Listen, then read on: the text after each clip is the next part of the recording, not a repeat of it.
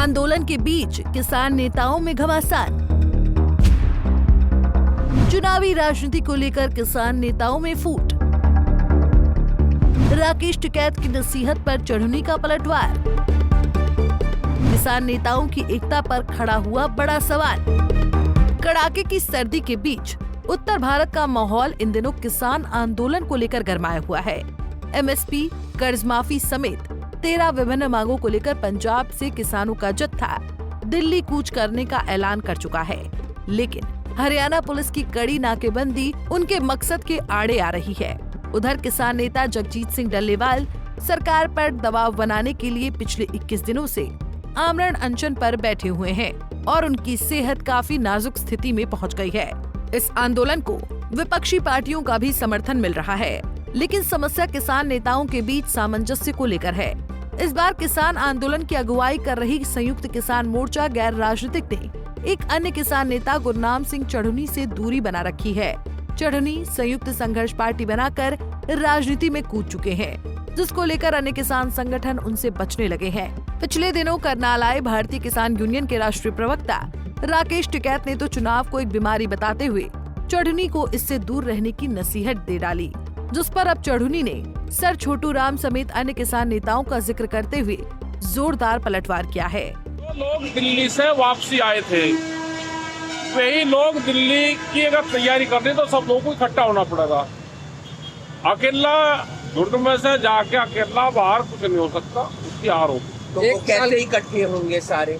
अभी कल उन्होंने एक चिट्ठी लिखी, जारी करी कि हम बातचीत करना चाहते हैं। हमने पिछले 6 महीने से कह रहे, पिछले 10 महीने से कह रहे कि भाई इकट्ठे होकर बातचीत करो, सारे संयुक्त मोर्चा सब इकट्ठा होकर बातचीत करें। तो किसने किसको चिट्ठी लिखी है सर? अभी वहाँ से ही जो ये बैठे हुए हैं लोग धरने पे, इन्होंने चिट्ठी लिखी है एसकेएम को, ये सार्वजनिक करी है कि एक बार बैठकर बातचीत करें। फिर सिंगड़ा जा रहे हैं बाबा राम सिंह जी की आज। हाँ, बाबा राम सिंह जी को। तो आंदोलन क्या रूप ले रहा है आपके हिसाब से? जो शंभू बॉर्डर है, खनौरी बॉर्डर है। देखो, अभी भारत सरकार को इस आंदोलन से फायदा हो रहा है।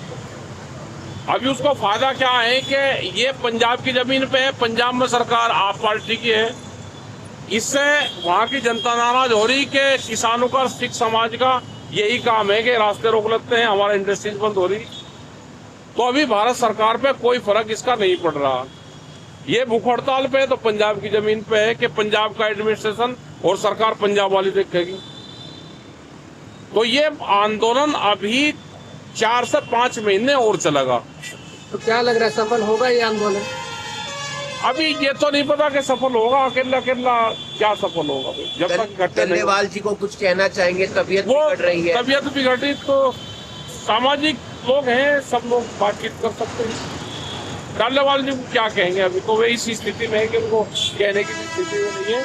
और जहाँ तक वे जा लिए वहाँ से कोई वापसी हटना, अब नहीं लगता कि वहाँ से आदमी वापसी आएगा। अभी तो आप भी गाजीपुर पर बैठे हैं या बैठे? नहीं, हम नहीं बैठे। अभी हमारा कोई प्रोग्राम गाजीपुर का नहीं, हमारा कोई प्रोग्राम दिल्ली का नहीं है।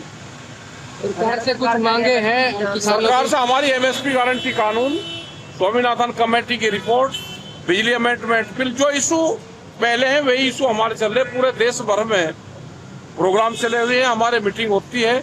और जिस तरह से यहाँ के मेंबर पार्लियामेंट ने बयान दिए कि 750 लड़की गायब है, तो उनसे जानकारी जरूर करनी चाहिए। और इस तरह के उलझुल बयान किसानों के खिलाफ नहीं देने चाहिए। और अगर उनके पास में कोई जानकारी है तो अब तक उन्होंने जानकारी क्यों नहीं दी? तथ्य छुपाना भी जुल्म है, उसमें भी धाराएं लगती है। अगर उनके पास में कोई जानकारी है तो जानकारी सरकार को दे। अगर पार्लियामेंट में झूठ बोल रहा है तो उनके खिलाफ कड़ी कार्रवाई होनी चाहिए। हरियाणा सरकार कह रही है कि हम 24 फसलों पर एमएसपी दे रहे हैं। तो झूठ बोलने में इनसे बड़ा कोई माहिर नहीं है।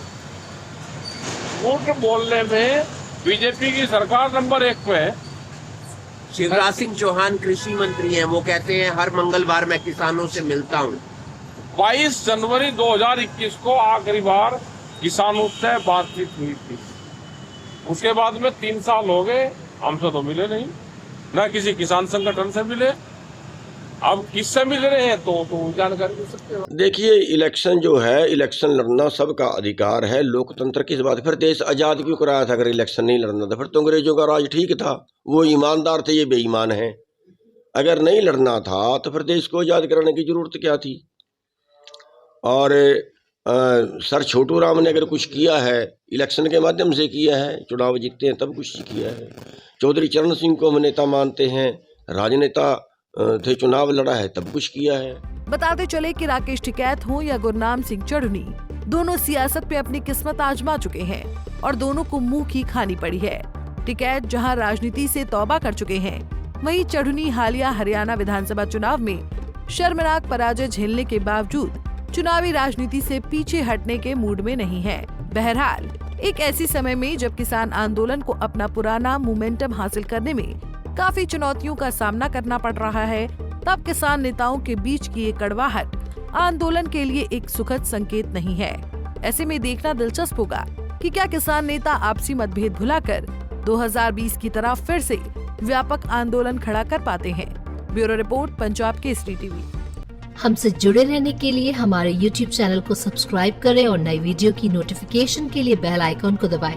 अगर आप ये वीडियो Facebook पर देख रहे हैं तो लाइक जरूर करें और ज्यादा से ज्यादा शेयर करें। धन्यवाद।